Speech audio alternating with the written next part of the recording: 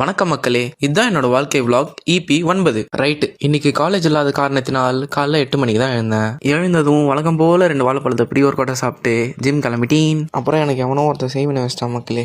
என்ன மேட்டர்னு முழுசாக சொல்கிறேன்னு கேளுங்க. இன்னைக்கு ஒரு தரமான ஷோல்டர் டேவை முன்னிட்டு வார்ம் அப் பண்ணிட்டு ஒர்க் அவுட்ல இறங்கிட்டேன். ஃபர்ஸ்ட் ஷோல்டர் ப்ரெஸ் போட்டேன். போட்டிருக்கும்போது கழுத்தில் ட்ரக்குன்னு ஒரு சவுண்டு. அப்புறம் ரியடல்ஸில் ஃப்ளைஸ் போட்டேன். அப்போ தான் தெரியுது கழுத்து சுலுக்கிடுச்சுன்னு. அப்புறம் lateral raise, front raise, upright row போன்ற ஒர்க் அவுட்களை லைட்டாக போட்டு சீக்கிரமாக கிளம்பிட்டேன். அப்புறம் நம்ம ஃபாலோவர் ஒருத்தர் பல்கிங் கண்டென்ட் போட சொன்னார்.